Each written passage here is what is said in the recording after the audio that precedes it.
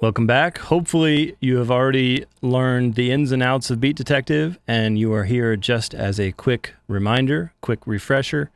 I'm not going to be going over all the individual tools. I'm just going to be showing you the workflow. So in order to keep things going, let's go quick. Remember that we always want to duplicate. We want to do a save as, so you're on your own session. Control Command S gives you the ability to save it as something like BD. And then Control Command / will duplicate your playlist. Right click, batch rename, and let's change 10 with BD. And now they will all say BD. I have already gone through and checked all my fades, but I don't want them in when I'm trying to beat detect, so Option Shift 3. I'm going to consolidate all of my tracks into long, continuous waves. Then I'm going to be looking for my close mics only, because we're going to want to look at them and analyze them. And so I'm going to select the kick in, snare top, hats, and toms in just a moment. There we go. Command click to add individuals to your selection. I'm going to make all my drums, because I have a drum group already, make all my drums kind of small. And these 6,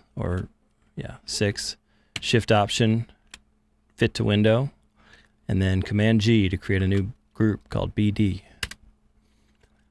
Then I need my first selection. It's going to start before the first drum hit, like a full measure before at least.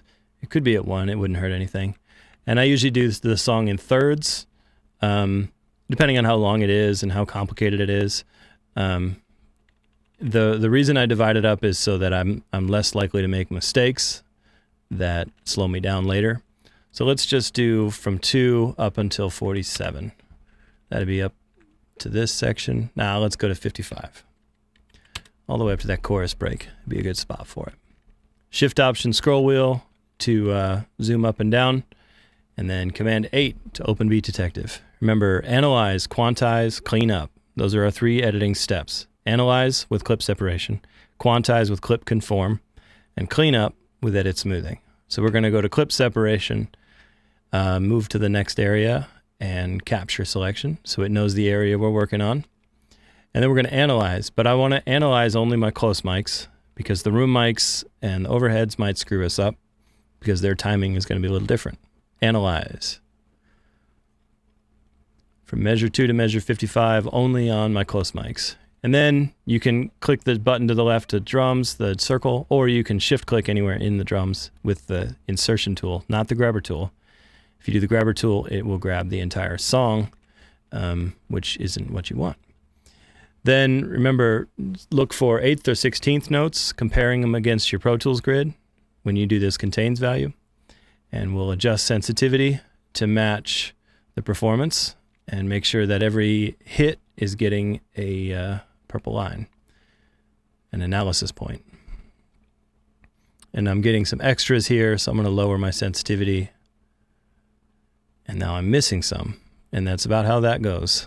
You're going to either remove a couple or add a couple or a bunch. So you're just looking for the one with the least amount of work, whatever that would be. In the long format video, I showed you that these are closing hi-hats.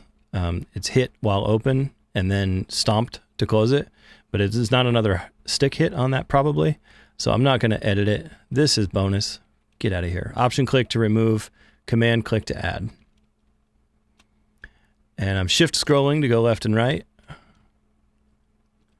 Option click to remove. You can just regular click to add, or control click. And it's important to spend a little bit of time making sure your purple lines are right, because it's going to save you time further down the road. Something's going on here. Look at my purple line. That doesn't line up with the kick drum. So I'm going to drag that over. It must have triggered off of something else, some other sound on another track. Sometimes like the mono smash mic or a room mic, if you have them in your selection, will do stuff like that as well. That was a bonus.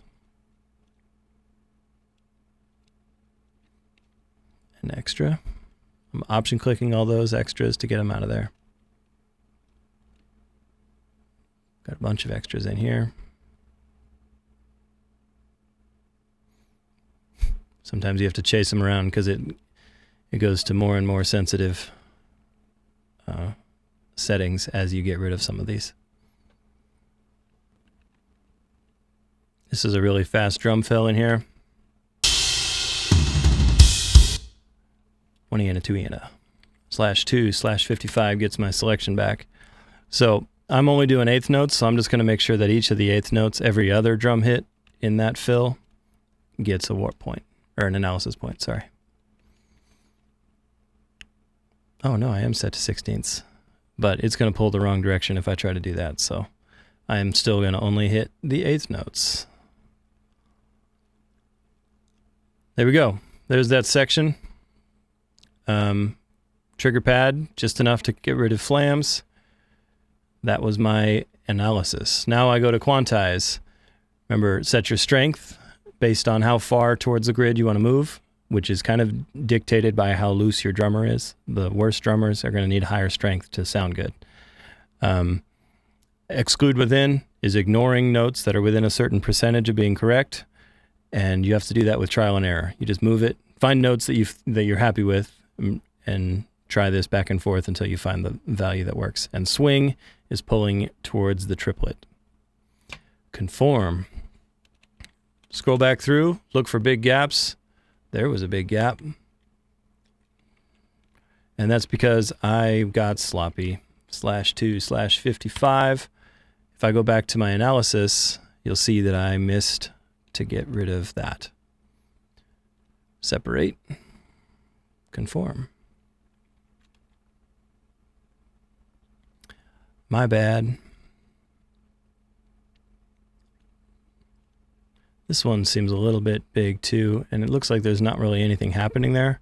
So the other way to fix that, instead of like undoing and re-separating, is just take the hit that you know is correct. Let me put it back. This hit I know is right, and I know this hit is right, so I just need the two to meet. So I'll drag this all the way up and over, so I know that I've gotten rid of that clip in the middle, and then pull it back. All right, there's nothing going on here or here. Those were before the first hit of the song, so I'm just going to clear them out. /2/55. I've analyzed here. I quantized here. Edit smoothing. That's my cleanup stage. And then I know that I'm going to have to fix the first hit, which in this case is a fade, just a fade into the first drum hit. But on my next selection, I'm going to be going from measure 55 to probably up to here where that blast beat starts. And so I'd go from like 55 to 150. Capture selection. Analyze just the close mics. Wait for it to finish. Get the rest of your drums selected, because if you separate and quantize without the rest of these drums, you have to undo and start over. Then I would scroll through here. I'm going to lower my sensitivity because I was deleting a bunch of extra points. And I'm not actually analyzing this right now. I'm just scrolling quickly because I'm trying to save time. Boom, boom, boom, boom, boom. Great. Then let's pretend I analyzed everything. Separate. Clip conform. You should be able to use those same settings. Edit smoothing. Before I do the edit smoothing, I usually get in and make sure that this first hit of the section is clean. So I'm going to take it all the way up and over, then back to this, just to the left of the next hit. So this is only one clip. Use the / on the number pad often to make your selection. It will save you tons and tons of time. Okay, now I'm going to hit smooth. And now I have a very nearly beat detected entire song. And always double check that first hit, make sure that that was clean.